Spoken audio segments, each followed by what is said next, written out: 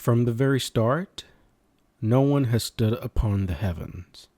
Not you, not I, not even the gods.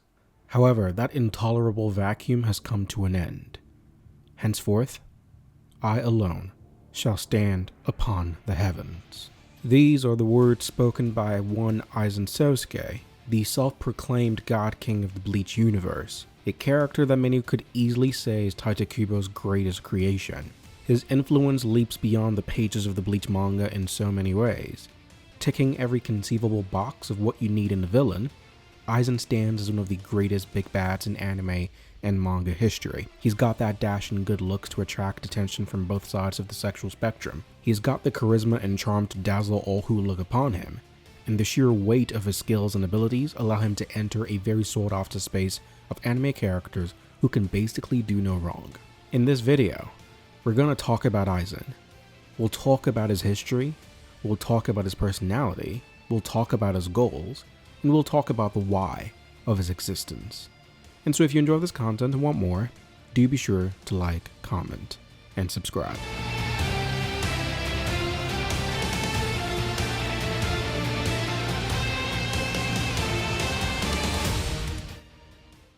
And so, who is Aizen Sosuke? Aizen is a 6'1" soul reaper with slick brown hair, a wicked front curl, and a devilishly weary smile who existed for the beginning stages of Bleach as the captain of the 5th Division, who defected and aligned himself with the Hollows he had brought under his control. Aizen had his sights set on creating a new world where he assumed his presumed rightful position at its zenith. Aizen is a soft-spoken intellectual mind with wisdom and knowledge beyond his years. He's extremely manipulative and controlling, but not in direct ways. There's an arrogance to his intellect, one that dictates that because he believes people are not smart enough to understand who he truly is, he'd rather deceive them into believing a lesser, more acceptable version of who they'd like him to be. He's cold and calculating, but also extremely patient in his machinations. He's an advocate of playing the long game if it means providing him with the best chance of success. There is a complexity to Aizen's leadership style that adds to what makes him so intriguing. Much like any leader in history or fiction worth their salt, he has a strong, unique understanding of the nature of his followers, and he does not relate to each person the same way.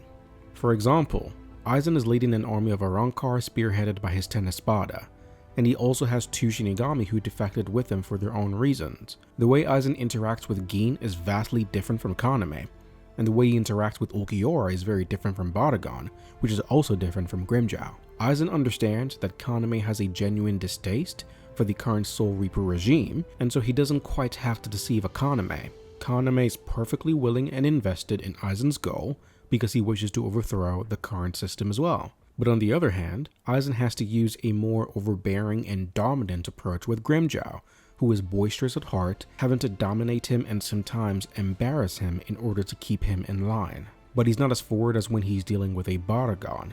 Instead, with Baragon, he adopts a more psychological mode of thinking, probably because he understands that Baragon is smart enough to understand what Aizen is trying to accomplish, even if it means he's getting punked by a stronger individual. It's one of the reasons why you might find Aizen so interesting, even if these points I've described don't jump out. Even if you don't notice them, it will still have a positive effect on your enjoyment of his scenes.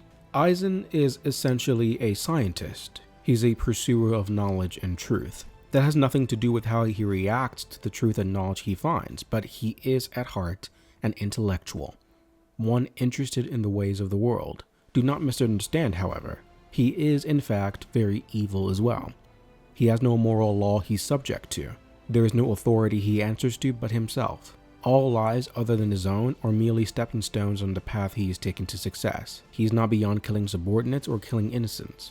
He will lie, he will deceive, he will cheat, and he will kill if that is what is necessary for him to achieve his goal. The amalgamation of all these character traits come together to form a supremely intriguing character, one that keeps you invested, interested, and entertained. So now that I've given you an idea of the personality of one Aizen Sosuke, let's dive deeper into his history and actions in the story of Bleach.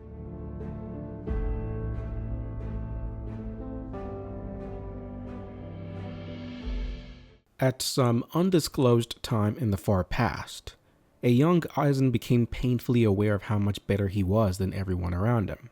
He also came to realize how powerful he naturally was, and this inability to relate to anyone around him made him develop a kind of superiority complex. He would eventually become enlisted in the Gotei 13 under Squad 5, and during that time, Aizen conducted research on holification. Presented to be the yin to Kisuke Urahara's yang, Aizen became interested in the truths and realities of the universe, and he came to understand the painfully insurmountable limits that every soul reaper gets to. Both he and Urahara found out that the one way to overcome this perceived limit was through holification, the crossing over of one soul type into another. His research studies led him to take a lot of morally reprehensible decisions. He killed a ton of soul reapers and Rukongai members, even meeting one Gin Ichimaru in the process. Aizen eventually gets chosen by Shinji Hirako to be his lieutenant, and even though Shinji does this in order to keep a closer eye on him, Aizen was really the one pulling the strings. Shinji's contempt for him made it even easier to mask his true intentions, and eventually, Aizen would set his eyes on Shinji and Kisuke Urahara, framing them for the holification experiment he was responsible for. With Urahara out of the way, he was free to continue his research in secret, becoming a captain and setting Gin Ichimaru to be his lieutenant, venturing into Hueco Mundo to take control over specific Vasto Lorda, all the while experimenting on the creation of new kinds of hollows, who were littered throughout the show. His experimentation led him to the creation of a new type of creature. This hollow Soul Reaper hybrid named White was released onto Karakura Town, where he fatefully came across the then captain of Squad 10, Isshin Shiba.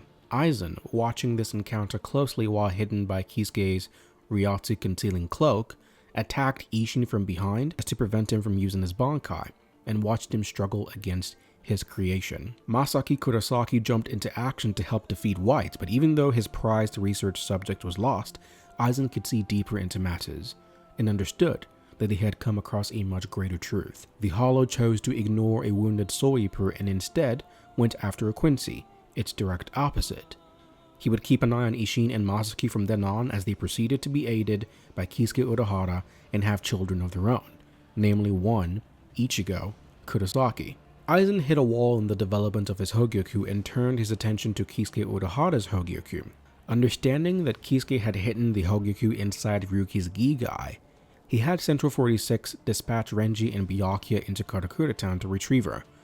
Killing all the members of Central 46, Aizen moved Ruka's execution date up and sowed dissent within the ranks of the Gotei 13. He continues to emotionally manipulate his lieutenant Hinamori and flat out fakes his own death using his Kyoka Suigetsu. Now that he's completely out of sight, he dedicates his time in Central 46 into research, trying to find a way to retrieve Kisuke's Hogyoku. Utilizing a camera fly, Aizen watches as Ichigo battles Renji, Kenpachi, and even Byakuya Kuchiki. It is not until Toshiro Hitsugaya uncovers the truth about Central 46's death that he reveals himself to be alive, stabbing Hinamori in the chest. The Aizen we once thought we knew is no more. In fact, he never existed. Toshiro Hitsugaya arrives to find his childhood friend bleeding out on the ground, having been stabbed through the heart, in more ways than literal. Aizen's cheeky, condescending attitude angers Hitsugaya, who cannot believe his eyes. In what will be many moments of literary brilliance from Aizen Sosuke, he tells Hitsugaya that admiration is the furthest state from understanding, a statement that encompasses Momo's lack of clarity in perception. He then proceeds to defeat a Bankai-released Hitsugaya quite easily. Unohana managed to figure out that Aizen's body was a fake, but it is too late, as Aizen has Gin teleport them to Sogoku Hill, where Ichigo and Byakuya's battle has now ended. Grabbing Rukia and overpowering Ichigo and Renji, Aizen reveals his plan as he stabs his right hand through Rukia's chest, obtaining Kisuke's Hogyoku. As we find out, Kisuke hid his Hogyoku inside Rukia's Gigai, with the intention of having her turn completely human, making the Hogyoku unattainable forever. Even when the Gotei 13 descended upon Aizen, he showed no fear, casually activating the Negacion and retreating into his hollow abode. Now in Hueco Mundo, Aizen continued to amass his army, preparing for a large-scale invasion into Karakura Town in order to destroy it and harness that energy to create the Oken, a king's key that would allow him to access the Soul King's palace. As preparations continue, Aizen orders for the abduction of Orihime in what is an extremely intelligent move on his part. Aizen understood all too well that the only person with a realistic chance of defeating him was Ichigo Kurosaki, since Ichigo had not been placed under Kyokusuigetsu. Knowing the hothead that Ichigo is, he had Orihime kidnapped, so Ichigo would storm into Hueco Mundo, and once Ichigo entered Hueco Mundo, Soul Society would be forced to come get him, at which point Aizen would trap a number of captains, including Ichigo, in Hueco Mundo. His plan proved to be highly effective. Ichigo and Unohana were the only ones able to impact the Karakura Town battle, and other elite fighters like Kenpachi and Mayuri were left in Hueco Mundo. Once Aizen makes his way into fake Karakura Town, he's beset upon by the Gotei 13. Head Captain Yamamoto traps he, Gin, and Kaname inside a wall of fire until they are later released by Wonder Rice. Once freed, Aizen remains on the sidelines, watching as battles unfold all around the city. He steps in to slash Haribel before goading the remaining Gotei into attacking him. What proceeds is one of the most impressive feats in anime history. Shinji, who knows Aizen more than anyone else present, advises them to remain put. Do not give in to his provocations. But Aizen, in his extreme cunning, plays on their sorrow, and Hiyori is unable to hold herself back. She foolishly charges in at Aizen, who doesn't even lift a finger.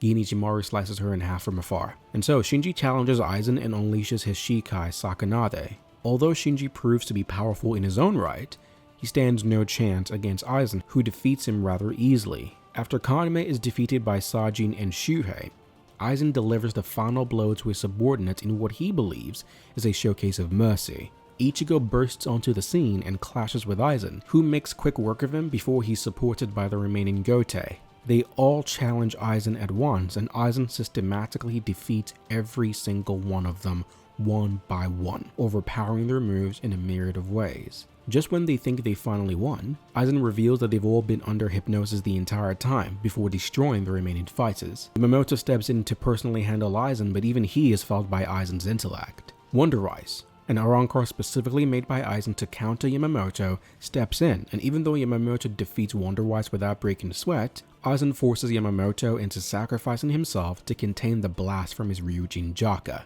Aizen is caught off guard by Yamamoto, who grabbed his ankle and uses Itokaso, which damages him at the cost of Yama's left arm.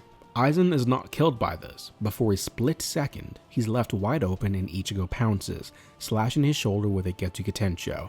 Aizen quickly regains control and overwhelms Ichigo until Isshin shows up. Once Isshin arrives, Aizen's evolution begins. Urahara, Yoruichi, and Isshin fight earnestly to prevent his evolution, but even they are unable to defeat Aizen, who continue to evolve. Seemingly sparing Ichigo for later, Aizen leaves fake Karakura Town and heads to the Soul Society where the real Karakura Town lay. There, he's betrayed by Gin Ichimaru, who tries to kill Aizen before thwarting even his plans and killing his former subordinate. With Gin's death, Ichigo arrives having attained new power. The two of them have their final battle, which culminates in Aizen undergoing another evolution before being defeated by Ichigo's Mugetsu and Kisuke's sealing spell. Unable to kill him, Aizen is sealed in Muken, where he remained until the Thousand Year Blood War arc, where Yuha Baha, the leader of the Quincy, came to speak with him. Yuha came to offer him a chance to serve as his underling, but Aizen refuses. Aizen is then later released by Kyoraku Shunsui, before being forced to wait on the sidelines until Yuha arrives from the Soul King's palace, where he and Yuha have their confrontation. Aizen works together with Ichigo to defeat Yuha, and Kubo gives Aizen the final monologue in the final chapter of Bleach, a perfect sending off to a perfect character.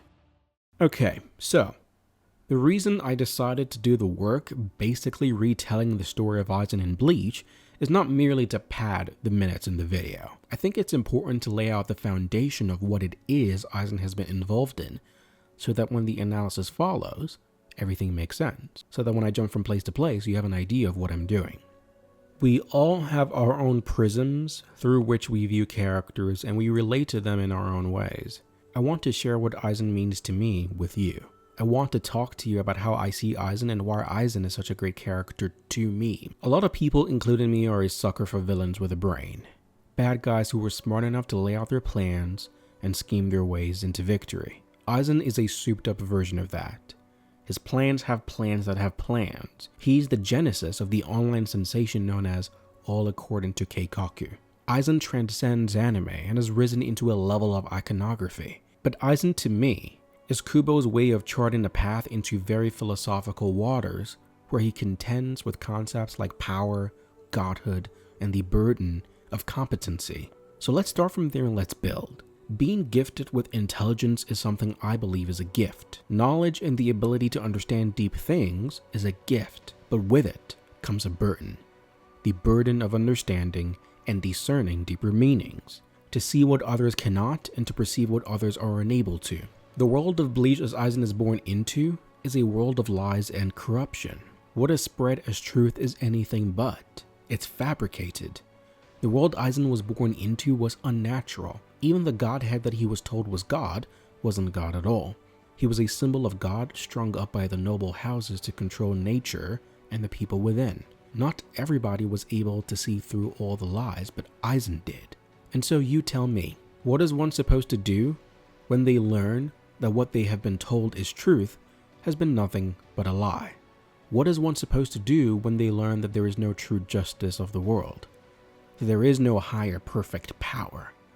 That even the position thought to be the pinnacle of strength and omnipotence was nothing more than a fabrication? What is one to do in that instance? Aizen bears no allegiance to the world he was born into, because that world was nothing but an illusion.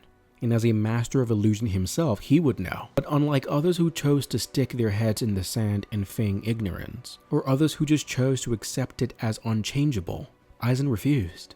Aizen is by no means a good man, don't get it twisted.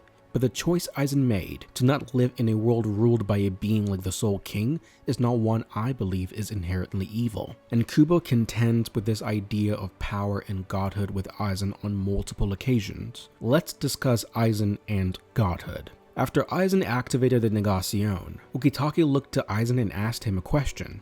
He asked, "Have you fallen, Aizen?" And Aizen answered back and said, "Don't kid yourself. No one has ever stood atop the heavens before. Not you, or I, or the gods. But the unbearable vacancy of heaven's throne ends now. From now on, I will stand at the top." This is a statement loaded with a ton of lore.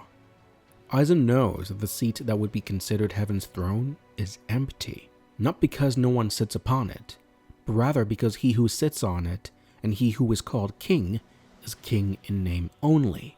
And Kubo masterfully has Aizen say this to Ukitake, who is a recipient of Mimihagi, a fragment of the Soul King. Aizen comes to understand that there is no real God, and so he decides that his goal in life will be to ascend to the throne and reign as the new god of this world. Let's look at another moment.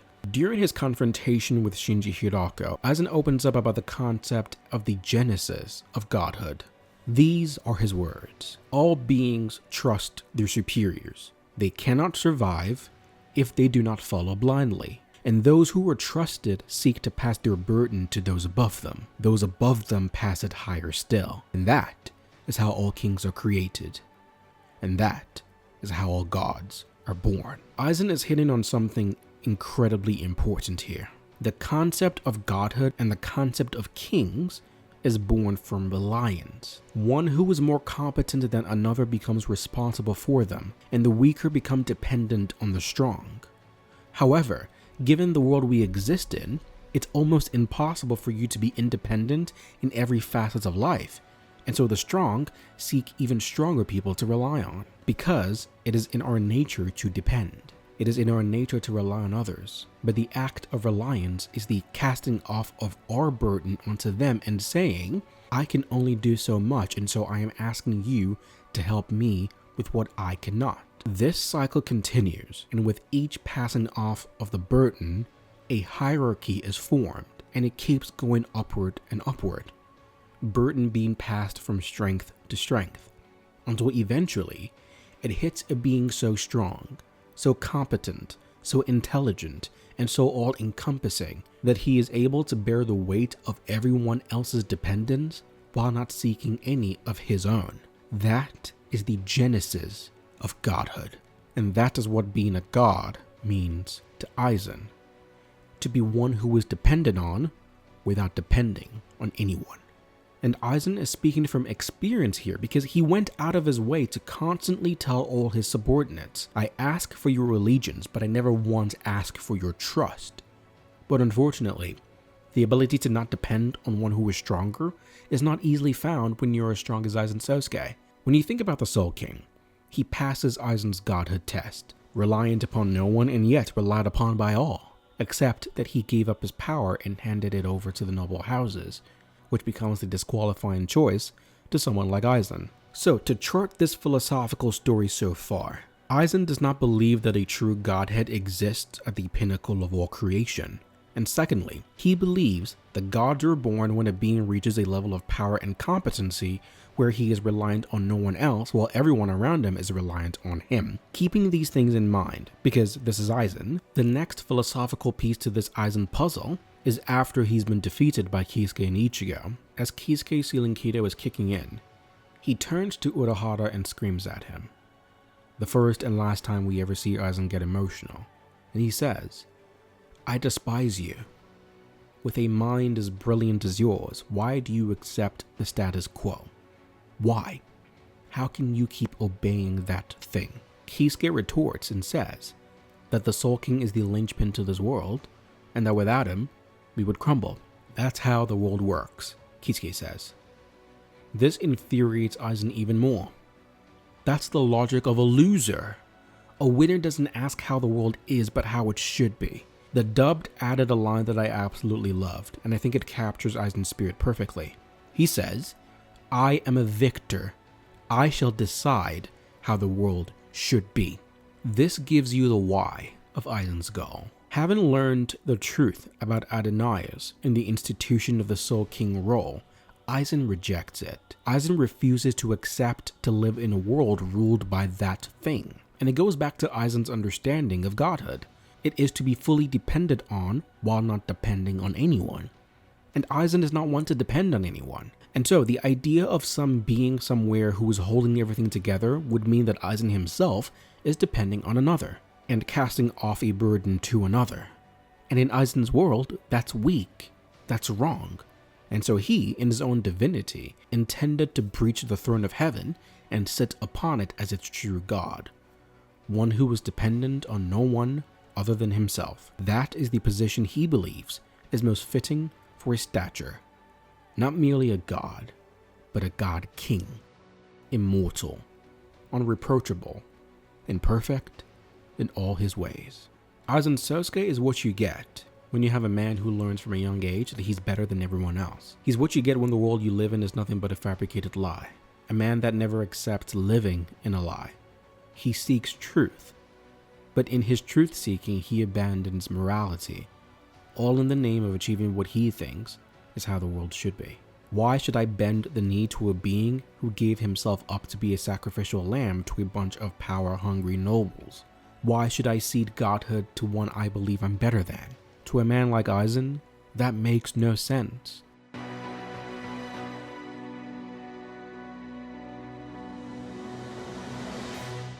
Aizen resonates with me because Aizen dared to go places most were scared to go. And it's interesting when you think about it, because I don't believe for a second that Aizen did not know about the fate of the Reo. I don't believe Aizen did not know what the nobles did to Adonais. Dethroning the Soul King means doing his job. It means having every single living soul in all the realms of Bleach rely on you, depend on you. And Aizen never really gave any inclination for me to believe that he had a problem with that. He was prepared to carry the burden of being depended on by every single being in Bleach, as long as it meant that he did not have to rely on anyone in return. Because to him, that is godhood. And so here's a toast to Aizen Sosuke, the would-be forever God King of Bleach. If you enjoyed this video, please leave a comment down below, leave a like, most of all, subscribe. Until the next Kabology video, peace out.